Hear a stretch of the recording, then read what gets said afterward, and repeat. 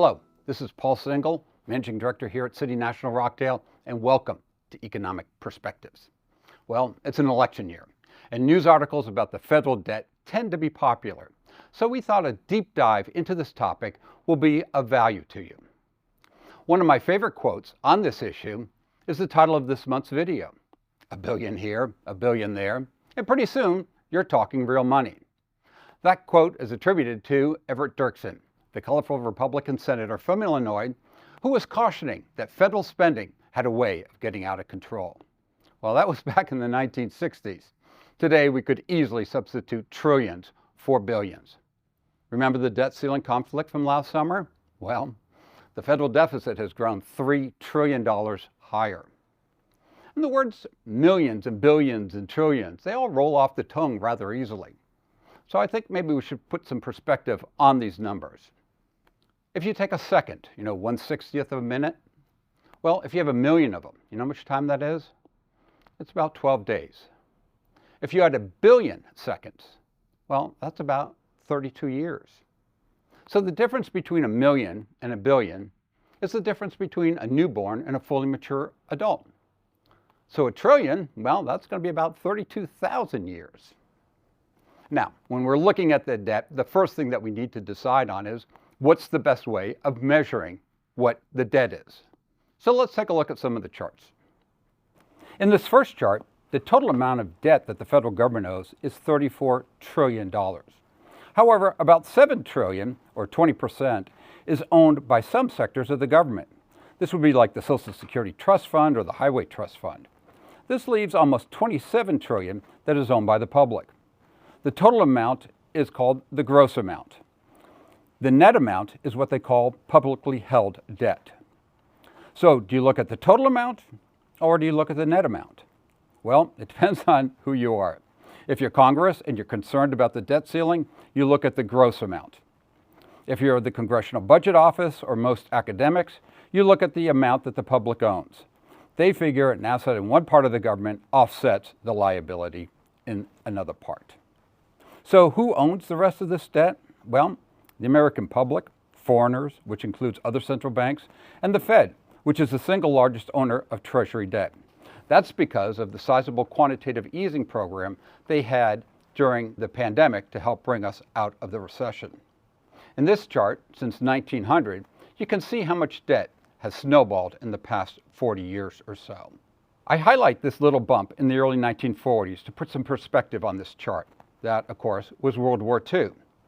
In the fiscal year that ended September 1940, the total debt was $43 billion. Just a few months later, Pearl Harbor was attacked, and by 1946, the peak of debt in that cycle, it was about $270 billion. That's 6.3 times larger than it was before the war started. Today, if we had that same magnitude of an increase, the $34 trillion debt would increase to $213 trillion. However, comparing debt to past debt levels is not a fair way of doing it. Inflation has happened, the economy is so much bigger, so the conventional way to measure this is by comparing the ratio of debt to economic output, or GDP. It's a valuable way of evaluating a nation's ability to repay its debt. The lower the debt to GDP ratio, the more capable the country is of paying off its debt. In this chart, since the 1800s, you can see that debt relative to GDP tends to grow during war or severe economic weakness. When those events are over, the debt is quickly paid down relative to the size of the economy. It wasn't until the 1980s that debt more than doubled when there was no military or economic crisis. Some may argue that it helped cause the collapse of the Soviet Union, so it prevented a war. But ever since then, the federal government has been increasing spending on an annual basis relative to the size of the economy. That can be seen in this chart. This measures the annual federal spending relative to GDP. So to differentiate, debt is measuring the aggregate amount that's owed, and the deficit is the annual amount that's owed.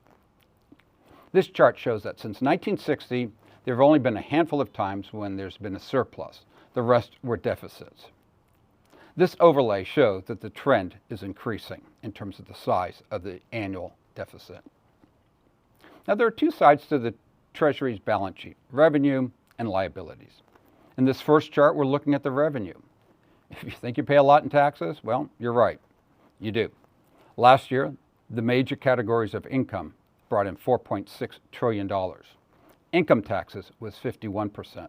Social Security was 32%. Corporations paid just under 10%. And the category of other was 7%. And that includes things like excise, inheritance, and custom taxes. As for outlays, the government recently spent $6.3 trillion.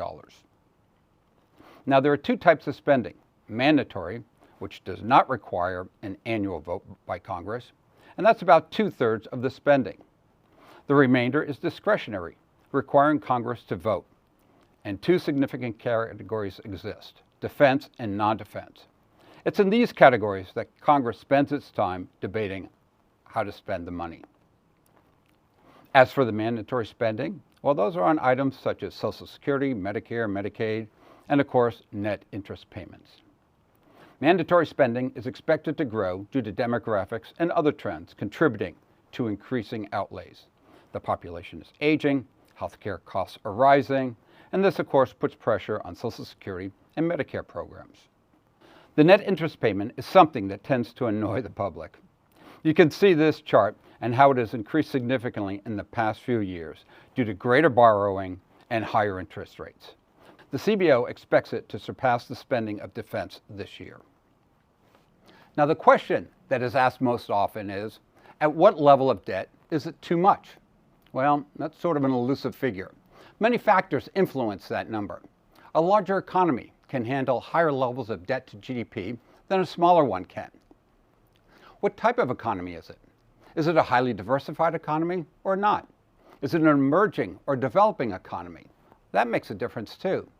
Is there a central bank that's independent from political pressures? So the level is not known.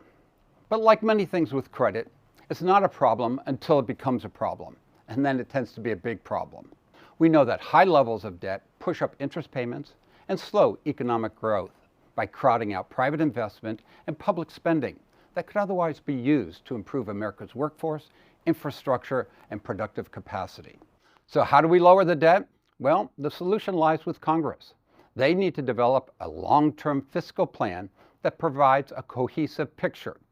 There are two key elements that need to happen. One is that economic growth has to be faster than debt growth. And two, fiscal austerity needs to kick in, where spending cuts or tax increases or all need to happen to help bring down the debt relative to the size of the growth of the economy. This is Paul Sengel. Thank you for watching. I'll see you next month.